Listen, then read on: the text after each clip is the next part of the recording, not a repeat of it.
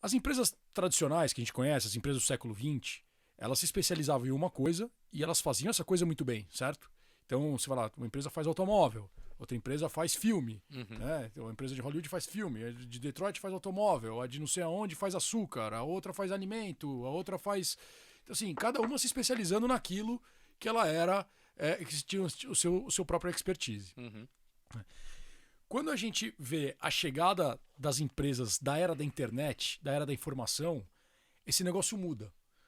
Porque, primeiro pelos. Assim, a gente começa a mudar toda a matriz mundial de funcionamento das coisas, né? Então a gente sai de um mundo que era um mundo totalmente dependente assim do petróleo. Ainda não que não seja, mas assim, era.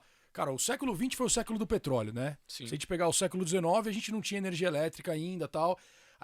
Aí vem o que é até interessante para fazer um paralelo com hoje em dia, quando começa o século XX, a gente está no meio da segunda revolução industrial ali. Descobriram o petróleo, está se transformando esse petróleo em energia elétrica, que é diferente da energia mecânica que o vapor fazia. Né? Então você substitui mais coisas das indústrias, você começou a criar uma força de trabalho que não existia no século XIX. Aí a gente tem a guerra, a pandemia de influenza, né? Uhum.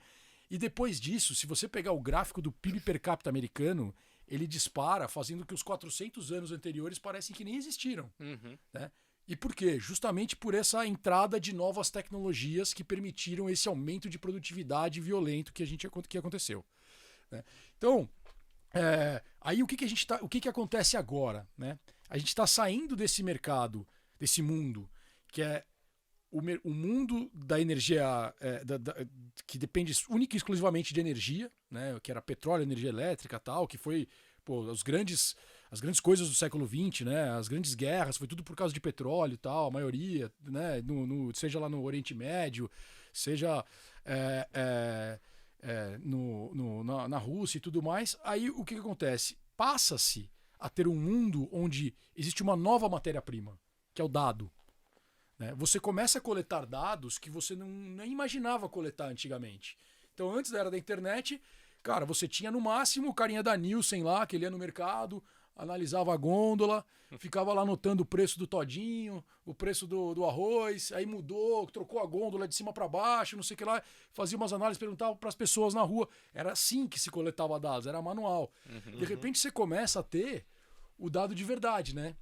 Porque é como dizem, né? Uma coisa é quem você diz que você é, outra coisa é quem você é navegando, né? Que diz que é você de verdade. Você começa a coletar dados de muito maior qualidade. Uhum. Então você consegue chegar nos interesses das pessoas, das empresas e tudo mais, e com muito mais quantidade, né? E você começa a ter essa transposição aí de importância, né, para essa matriz que é alimentada pelo dado.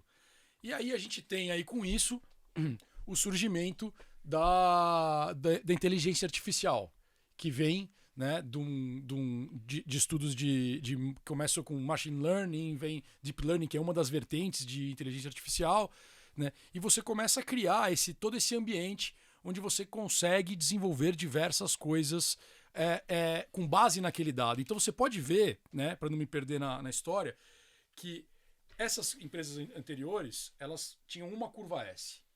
Então ela começava, tinha aquele sucesso, e depois ela maturava e ficava crescendo o PIB aí. Vamos dar o exemplo da empresa de automóvel tradicional, né? Tá. Ou da empresa de geladeira. Né? Todo mundo comprou geladeira e depois que todo mundo comprou, cresce PIB. Uhum. Certo? Né? Dependendo do país. Aí chegam as empresas de tecnologia, uma Apple, a Amazon, e elas começam a utilizar esses dados que elas têm e criarem curvas S sequenciais dentro da mesma empresa. Então hoje a Apple ela produz filmes, então ela compete com Hollywood, compete com a Amazon Prime e o Apple TV Plus. Ela faz celular, ela vende um serviço de fitness, ela vende música, trabalha como uma gravadora, né? Aí você vê outras empresas, para não ficar só em Apple, né? A Amazon acabou por uma necessidade interna criando o AWS, que criou todo um environment de tecnologia na nuvem possível para existir as outras coisas. Né? Hoje ela tem diversas coisas que ela faz dentro da própria plataforma. Então ela tem lojas para os lojistas, para que ele possa melhorar o canal dele com os contatos e tudo mais. Aí você tem a NVIDIA, que era uma empresa só que fazia hardware, né? E ela começou a entrar no mercado de software, né? Que eu acho legal pra caramba essa história da NVIDIA. Inclusive eu falei com a Jane na terça-feira passada sobre isso.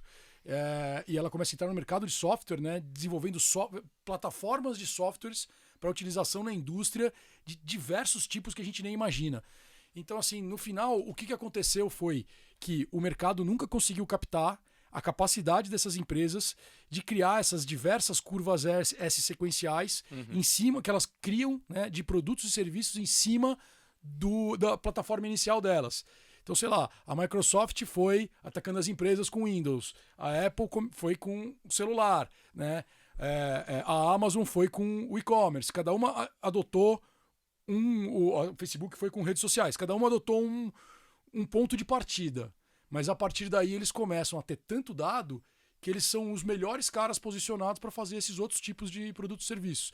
Então essas várias curvas S sequenciais, elas meio que quebraram a nossa capacidade de pensar. Que a gente, né, o ser humano, assim, ele acaba funcionando uma certa inércia. Né? A gente pensa linearmente. Então, assim, a gente está acostumado com a velocidade, principalmente na nossa geração, não sei como é que vai ser a geração dos nossos filhos, mas a nossa geração, né, ainda está acostumada a pensar na velocidade do mundo ali da década de 80, de 90, que foi quando você foi educado. A nossa educação foi feita dessa forma toda. E de repente você está num mundo totalmente exponencial, onde as coisas acontecem numa velocidade cada vez maior. Né? É difícil pra caramba, né, analisar. Inclusive, cara, assim, não vou falar aqui que eu sou o cara que sabe analisar isso. Eu tento o meu máximo. Mas é importante você tirar da cabeça, né, aquelas coisas mais... assim, aquele tradicionalismo, assim, falar, isso aí não vai dar certo, né? Tipo, a galera gosta de pensar que nada disso vai funcionar. Né? Você fala assim, não, isso é muita loucura, tal, e de repente o futuro tá aqui, né? Acontecendo na nossa frente e tal.